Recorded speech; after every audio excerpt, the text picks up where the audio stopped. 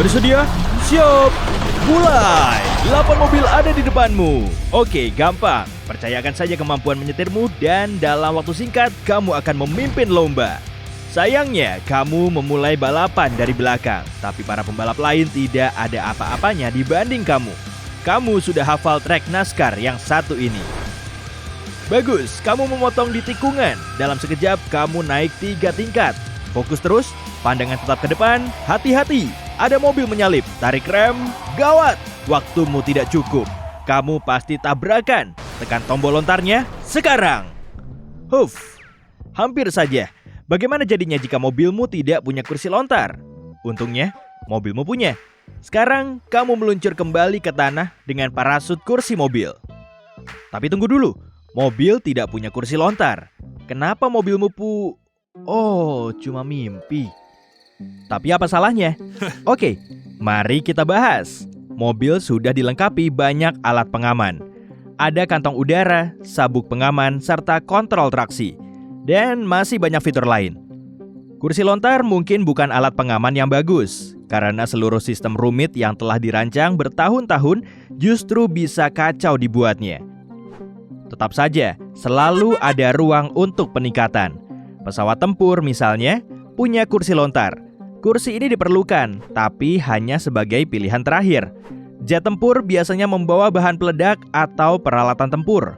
Keadaan bisa berjalan tidak mulus saat kamu terbang membawa bahan berbahaya. Selain itu, pesawat seperti ini biasanya kecil dan ringkas. Fitur seperti kursi lontar lebih mudah dipasang di pesawat. Sistem pelontaran dari jet terbilang cepat. Cuma butuh 2 detik dari momen kamu menarik handle sampai parasut terbuka. Yang pasti, semua proses ini agak kurang nyaman. Saat kamu menarik handle dan prosesnya dimulai, tulang belakangmu menyerap G-force yang sangat kuat.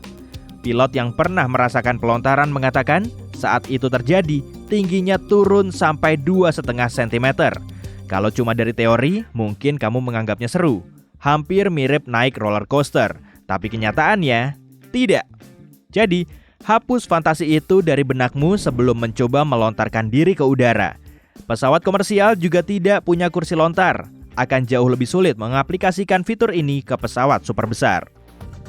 Alih-alih memperlihatkan tanda harap kencangkan sabuk pengaman, kamu mungkin akan mendengar peringatan, tolong jangan pencet tombol kursi lontar. Karena bisa dipastikan, penumpang akan tergoda menekannya.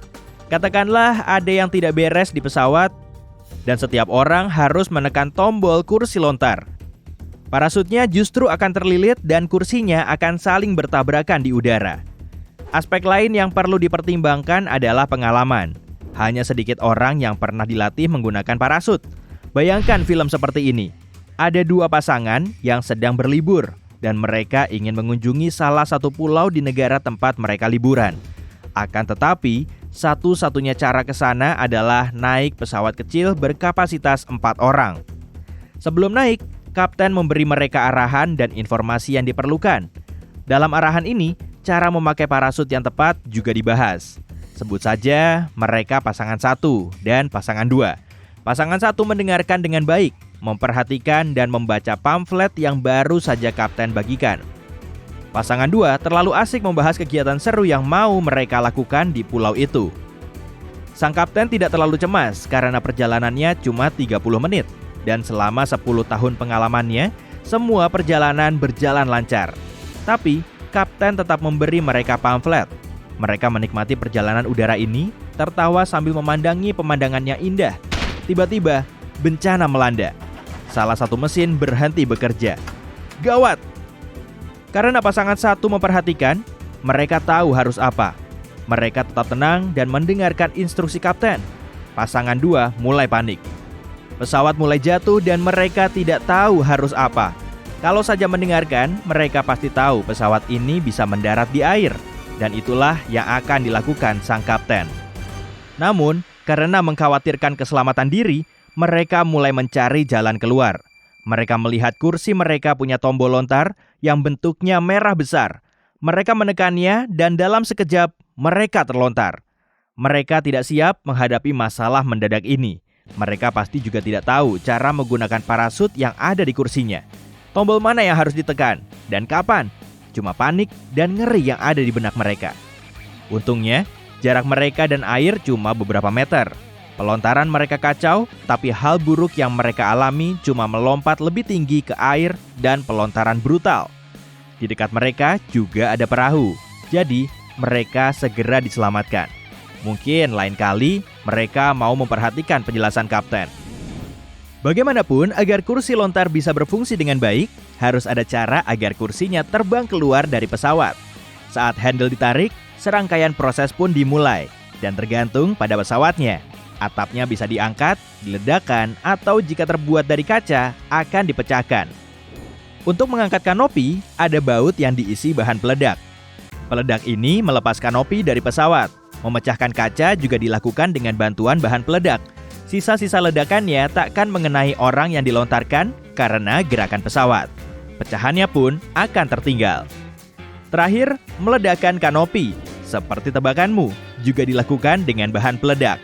Bahan peledaknya ada di baut, dan saat dinyalakan, kanopi pesawat pun terlepas. Kalau kamu bukan pilot stunt atau James Bond, kamu harus jaga jarak dengan mobil berkursi pelontar. Kamu sedang berkendara di jalanan pedesaan yang asri sambil menikmati pemandangan. Beberapa kilometer di depan, kamu akan memasuki terowongan. Kamu tahu terowongan ini karena kamu sudah ribuan kali lewat sini. Akan tetapi, kali ini terowongannya sedang dalam perbaikan dan kamu tidak tahu. Karena ini jalanan yang sepi, tidak ada mobil di depanmu. Kamu memutuskan untuk membuka chat obrolan grup yang membuatmu penasaran sejak pagi. Kamu memasuki terowongan, tapi jalanannya terputus beberapa meter lagi. Kamu sudah tidak sempat berbalik atau mengerem dengan aman.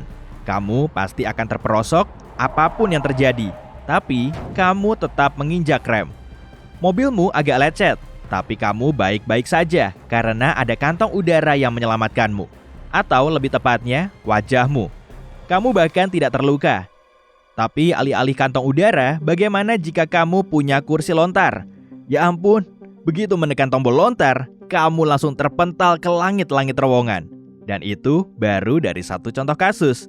Meski kamu berhasil menekan tombol lebih awal, keamananmu masih belum terjamin. Tubuhmu akan merasakan G-force yang luar biasa, lalu kamu akan melayang beberapa meter di udara, tanpa tahu harus kemana. Kamu mungkin mendarat di tengah kawanan hewan, atau tersangkut di pohon.